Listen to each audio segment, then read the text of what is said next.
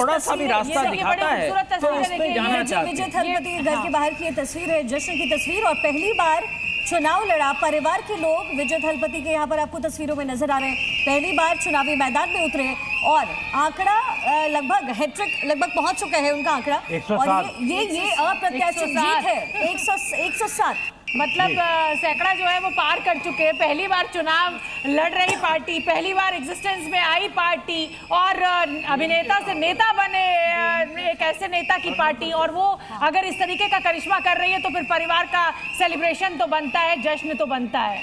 DMK तीसरे number पे राजू बिष्टा हमारे साथ जुड़ रहे हैं, राजू बिष्टा हमारे साथ जुड़ रहे हैं, बंगाल से जुड़ रहे हैं। राजू बिष्टा जी, बंगाल बीजेपी के सांसद है, बहुत बहुत बधाई हो राजू जी आपको। और आज तो रसोगुल्ला बनता है, इतिहास आपने रच दिया है। ऐसी जगह से आपने चुनाव जीता है जहां पर बीजेपी का कोई बेस नहीं होता था, लेकिन पिछले 3 चुनावों में आपने पहले 2 चुनावों में मौजूदगी दर्ज कराई और इस बार तो आपने मतलब झंडा फहरा दिया।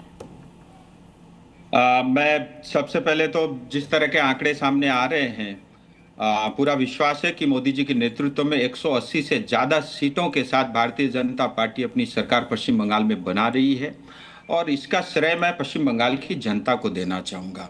और वो जो 100 से ज्यादा हमारे कार्यकर्ता पश्चिम बंगाल की सुरक्षा और रक्षा के लिए जो शहीद हुए हैं, मैं उनको नमन करना चाहूंगा और उनको समर्पित करना चाहूंगा। और ये बात स्पष्ट है, घुसपैठ हारा है, भ्रष्टाचार हारा है, कमीशन खोरी पश्चिम बंगाल में हारी है, और पश्चिम बंगाल में युवाओं की जीत हुई है, महिलाओं की जीत हुई है, और विशेष करके नॉर्थ बंगाल का स्वाभिमान जो बचाने की नॉर्थ बंगाल की जनता ने जो चेष्टा की थी, ये उसकी जीत है। लेकिन आपके ऊपर तो विपक्ष की तरफ से आरोप लगाया जा रहा है, तृणमूल कांग्रेस कह रही है सर कि आपने हर जगह धांधली की है, लाइट नहीं आ रही है, जो स्ट्रांग रूम है वहां पर आपके जो लोग हैं वो पहुंचे हुए थे, उन्होंने कुछ गड़बड़ झला किया है।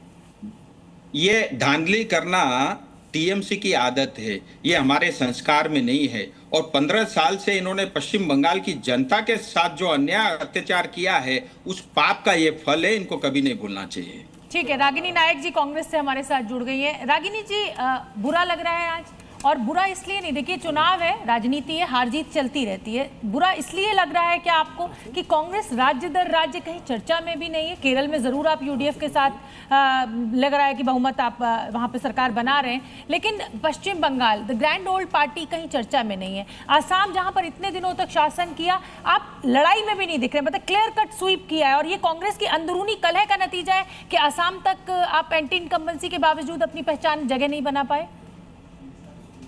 देखिए, ये एक तरफा विश्लेषण मुझे लगता नहीं कि ठीक है और ना ही सटीक है। आप मुझे करेक्ट करें, तो मैं आपको सुनने के लिए बैठी हूँ। हाँ बिल्कुल, थोड़ा सुनिए। तो देखिए, कांग्रेस के लिए एक मिक्स बैग रिजल्ट है, और इसीलिए मैं अपनी बात शिवमंगल सिंह सुमन जी की कविता की बहुत ही प्रसिद्ध जो पंक्तियां हैं उसके साथ शुरू करती हूँ कि न हार में न जीत में, किंचित नहीं भयभीत में, और संघर्ष पथ पर जो मिला ये भी सही वो भी सही। तो सबसे पहले तो शोभना मैं कहना चाहती हूँ कि देखिए, ये हमारे देश के लोकतंत्र की खूबसूरती है कि कोई हार अंतिम नहीं होती और कोई जीत शाश्वत नहीं होती। अब कांग्रेस पार्टी के आज 3 से बढ़कर 4 मुख्यमंत्री हो गए हैं, ये जनता ने निर्धारित किया, तो आप कांग्रेस को राइट ऑफ कर दें और कहें कि जी आपके लिए तो कुछ बताया नहीं, आप तो सिमटते जा रहे हैं ग्रैंड ओल्ड पार्टी। नहीं, मैं राइट ऑफ नहीं कर रही हूँ, मैं बिल्कुल राइट ऑफ नहीं कर रही हूँ। मैं सिर्फ ये कह रही हूँ कि बंगाल जैसे राज्य में आपकी मौजूदगी भी नहीं दिख रही है। मैं सिर्फ ये कह रही हूँ, ये लड़ाई आप त्रिकोणीय क्यों नहीं बना पाएंगे? हम एक एक प्रदेश पर बात करते हैं, चलिए बंगाल पर ही आ जाते हैं। हाँ। बंगाल पर हमसे सत्ता नहीं छीनी है, ममता बनर्जी जी से छीनी है। हमारी 0 सीट थी, और हो सकता है इस बार हमारा खाता भी खुले, 4-5 सीट भी आ जाए, वो देखने को आगे जाके समय में पता चलेगा। लेकिन एक बात मैं आपको निश्चित तरीके से कहती हूँ कि जो लेफ्ट पार्टियां सिकुड़ गई और जो लेफ्ट स्टाइल ऑफ पॉलिटिक्स की कहीं ना कहीं राजू बिष्टा जी हमारे साथ है। राजू जी, बड़ी जिम्मेदारी है अब आपके लिए, आप पूरा बोलना ही नहीं दे रहे, जो लोग हैं वो इस समय बहुत उम्मीद लगाए बैठे हुए हैं। वैसे इसका जवाब दूंगी, लेकिन